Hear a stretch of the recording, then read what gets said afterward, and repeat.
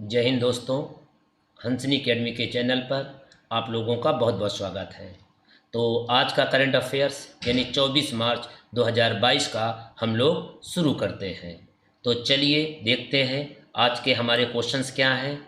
तो आज का जो पहला क्वेश्चन है, मशहूर चित्रकारी मर्लिन मुनरो का किस चित्रकार की चित्रकारी है। ये जो मर्लिन मुनरो है एक मशहूर अभिनेत्री है जिनकी चित्रकारी अभी 20 करोड़ डॉलर में बिक रही है। तो इस चित्रकारी के जो चित्रकार हैं एंडी वारहोल है। उनका नाम क्या है? एंडी वारहोल है। मर्लिन मुनरो एक मशहूर अभिनेत्री है। अगला क्वेश्चन, 48वीं इस्लामिक सहयोग संगठन की बैठक हाल ही में कहाँ हुई है? तो इसकी बैठक हाल ही में पाकिस्तान की राजधानी इस्लामाबाद में हुई है। अगर देश पूछे तो पाकिस्तान, अगर पूछे किस शहर में तो इस्लामाबाद में। विश्व मौसम विज्ञान दिवस कब मनाया गया? तो विश्व मौसम विज्ञान दिवस 23 मार्च को मनाया गया। इसकी जो इस बार की थीम है अर्ली वार्निंग अर्ली एक्शन, इसकी थीम है। आप लोग थीम पे ज़रूर ध्यान दिया करें, क्योंकि कभी कभी क्वेश्चन का लेवल जब टफ बनता है तो वह दिवस ना पूछकर उसकी थीम पूछ लेता है। चलिए अब हम लोग अगला देखते हैं। डीप ओशन मिशन को किस मंत्रालय ने लॉन्च किया है? तो डीप ओशन मिशन को पृथ्वी विज्ञान मंत्रालय ने लॉन्च किया है। डीप ओशन मिशन का संबंध ब्लू इकोनॉमिक्स से है। ब्लू इकोनॉमिक्स मतलब समुद्र से मिलने वाले हमारे संसाधन से है। भारत के पहले CDS chief defence staff Vipin Rawat को कौन सा पुरस्कार दिया गया है? आपको मालूम होगा विपिन रावत जी का हेलीकॉप्टर दुर्घटना में निधन हो गया था। उनको हाल ही में पद्म विभूषण पुरस्कार दिया गया है। यह पुरस्कार मरणोपरांत दिया गया है। मरणोपरांत का मतलब मरने के बाद जो है इनको यह पुरस्कार से सम्मानित किया गया है। तो हमारे देश के पहले सीडीएस कौन थे? विपिन रावत। तो आपको ये भी मालूम होना चाहिए कि इस समय हमारे देश के सीडीएस कौन है? मनोज मुकुंद नरवणे हैं।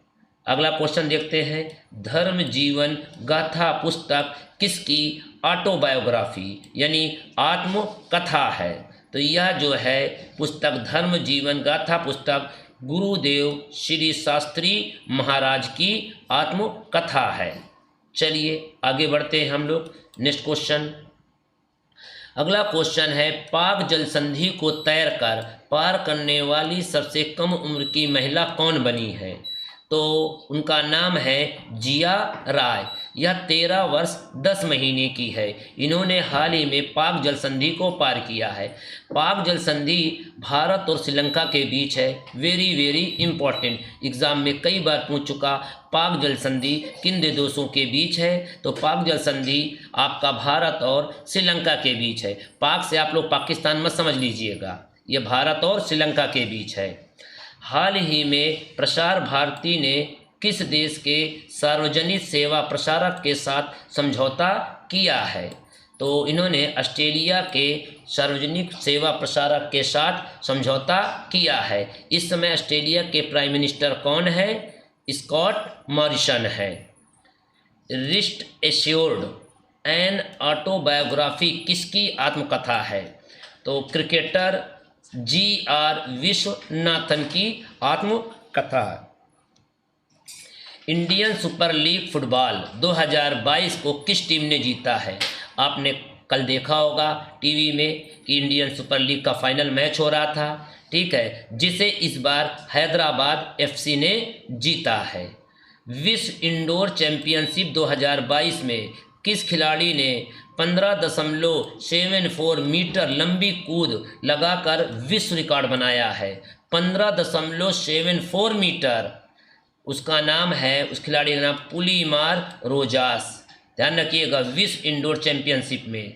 Very very important question. चलिए आगे बढ़ते हैं। विश्व वायु गुणवत्ता, आज के दोनों क्वेश्चन बहुत इंपॉर्टेंट है। विश्व वायु गुणवत्ता रिपोर्ट के अनुसार वर्ष 2022 में विश्व का सबसे प्रदूषित देश कौन है? तो जान लीजिए दुनिया का सबसे प्रदूषित देश कौन है? बांग्लादेश है दुनिया का सबसे प्रदूषित देश। और भारत का कौन सा स्थान है? भारत का इसमें 5वां स्थान है। दोनों प्रश्न इंपॉर्टेंट है। दुनिया का सबसे प्रदूषित देश बांग्लादेश। अगर पूछे कि भारत का कौन सा स्थान है? 5वां स्थान है। विश्व वायु गुणवत्ता रिपोर्ट के अनुसार 2022 में विश्व की सबसे प्रदूषित राजधानी कौन है? तो बड़ी दुख की बात है कि जो है हमारे देश की राजधानी नई दिल्ली दुनिया की सबसे प्रदूषित राजधानी है। राजधानी पूछे तो नई दिल्ली और देश पूछे तो बांग्लादेश। क्लियर हो गया? चलिए आगे देखते हैं। अब आज का प्रश्न क्या है? तो आज का प्रश्न है हाल ही में जारी वैरायटी डेमोक्रेसी रिपोर्ट 2022 में भारत का कौन सा स्थान है? आपका विकल्प है 93वां, 100वां, 75वां, 95वां। इसका उत्तर सभी लोगों को कमेंट करके बताना है। और आप लोगों से ये रिक्वेस्ट है कि आप लोग ज़रूर प्रश्न का उत्तर दिया करिएगा। इससे मुझे भी आकलन रहेगा कि आप लोग कितनी अच्छी तरीके से रिवीजन कर रहे हैं। चलिए अगला देखते हैं। अब कल का प्रश्न का उत्तर। कल मैंने आप लोगों से एक प्रश्न पूछा था कि किस राज्य के स्कूल में भगवत गीता को अनिवार्य कर दिया गया है? क्लास 6 से 12 तक भगवत गीता को गुजरात सरकार ने अनिवार्य किया है। आप लोगों से रिक्वेस्ट है कि आप लोग चैनल को सब्सक्राइब, शेयर और लाइक ज़रूर करें। चलिए नेक्स्ट सेशन की ओर हम लोग बढ़ते हैं। आपका नेक्स्ट सेशन है लेक्चर 6 भारतीय संविधान महत्वपूर्ण प्रश्न। तो आज से पहले मैं 5 लेक्चर दे चुका हूँ। यह भारतीय संविधान एक क्रमबद्ध के रूप में है।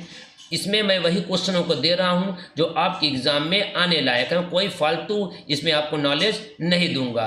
डायरेक्ट आपके एग्ज़ाम में आएंगे। ध्यान रखिएगा, डायरेक्ट आपके पेपर में छपेंगे ये सब क्वेश्चन। तो चलिए देखते हैं। ये 6वां लेक्चर देखने से पहले आप 5 लेक्चर को ज़रूर देखें। किसी राज्य की सीमा में परिवर्तन या उसके नाम में परिवर्तन का उल्लेख किस अनुच्छेद में है? तो अनुच्छेद 3 में। कहने का मतलब ये है कि अगर कोई राज्य अपने सीमा में परिवर्तन करना चाहता है या कोई राज्य अपने राज्य का नाम बदलना चाहता है तो इसका उल्लेख अनुच्छेद 3 यानी आर्टिकल 3 में किया गया है। भारतीय नागरिकता अधिनियम कब बना है? तो यह 1955 में बना है। कई बार एग्जाम में पूछ चुका है भारतीय नागरिकता अधिनियम कब बना है? 1955 में।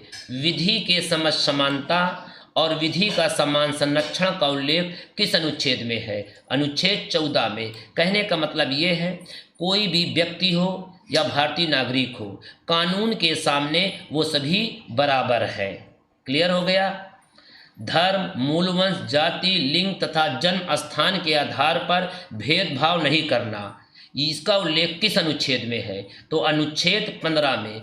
आर्टिकल 15 अनुच्छेद 15 में कहा गया है कि कोई भी व्यक्ति एक दूसरे से धर्म के स्थान पर, जाति के स्थान पर, लिंग के स्थान पर भेदभाव नहीं करेगा। क्लियर है? अगला, लोक नियोजन का अवसर अर्थात नौकरी का अवसर का उल्लेख किस अनुच्छेद में है? अनुच्छेद 16 में। हमारे संविधान के अनुच्छेद 16 में कहा गया है कि प्रत्येक भारतीय नागरिक को लोक नियोजन का अवसर या नौकरी का अवसर दिया जाएगा। अस्पृश्यता या छुआछूत। अस्पृश्यता को क्या बोलते हैं? छुआछूत का अंत किस अनुच्छेद में है? अनुच्छेद 17 में। अनुच्छेद 17 में कहा गया है कि कोई व्यक्ति या कोई नागरिक एक दूसरे से छुआछूत नहीं रखेगा। अगला, उपाधियों का अंत किस अनुच्छेद में है? अनुच्छेद 18 में। अनुच्छेद 18 में कहा गया है कि भारत सरकार ने विदेशों से ली जाने वाली उपाधियों को समाप्त कर लिया है। अगर किसी को उपाधि लेना है तो उसे भारत सरकार से ऑर्डर लेना पड़ेगा। पहले क्या था कि आप कोई भी उपाधि भारत सरकार से बिना पूछे ले सकते थे, मगर अब ऐसा नहीं है। वाक्य एवं अभिव्यक्ति की स्वतंत्रता का उल्लेख किस अनुच्छेद में है? अनुच्छेद 19 में। वाक्य एवं अभिव्यक्ति यानी आपको बोलने की स्वतंत्रता, अपने विचारों को रखने की स्वतंत्रता किस अनुच्छेद में है? अनुच्छेद 19 में है। अनुच्छेद 21 में किसका उल्लेख है? प्राण एवं दैहिक स्वतंत्रता यानी आपको अपने शरीर और अपने प्राण की रक्षा करने का उल्लेख अनुच्छेद 21 में किया गया है। वेरी वेरी इंपॉर्टेंट, शिक्षा का अधिकार, राइट टू एजुकेशन किस अनुच्छेद में है? अनुच्छेद 21 का में। और शिक्षा का अधिकार लागू कब हुआ है? शिक्षा का अधिकार 2010 में लागू किया गया है। और शिक्षा का अधिकार हमारे संविधान में 86वें संविधान संशोधन 86 अमेंडमेंट में लाया गया था। शिक्षा का अधिकार किस संविधान संशोधन के तहत आया था? 86वें संविधान संशोधन के तहत लाया गया था। अगला देखते हैं, मानव का व्यापार एवं बलात्श्रम की मनाही का उल्लेख किस अनुच्छेद में है? अनुच्छेद 23 में। मैं इसका मतलब बताता हूँ। अनुच्छेद 23 में ये लिखा है कि कोई भी व्यक्ति किसी मानव का व्यापार नहीं करेगा और उसको बलपूर्वक उससे काम नहीं कराएगा। अगर उससे बलपूर्वक काम कराता है तो उसे मेहनत का तनख्वाह या मेहनत या मजदूरी देनी पड़ेगी। पहले क्या था, हमारे देश में बंधुआ मजदूरी थी। ठीक है, 1975 से पहले हमारे देश में बंधुआ मजदूरी थी। ध्यान रखिएगा। 14 वर्ष से कम बच्चों या बाल श्रम की मनाही किस अनुच्छेद में है? वेरी वेरी इंपॉर्टेंट, अनुच्छेद 24 में। अनुच्छेद 24 में कहा गया है कि कोई भी व्यक्ति किसी भी बच्चों को अपने यहाँ मिठाई की दुकान पे, पंचर की दुकान पे या बाल श्रम या मजदूरी नहीं करा सकता।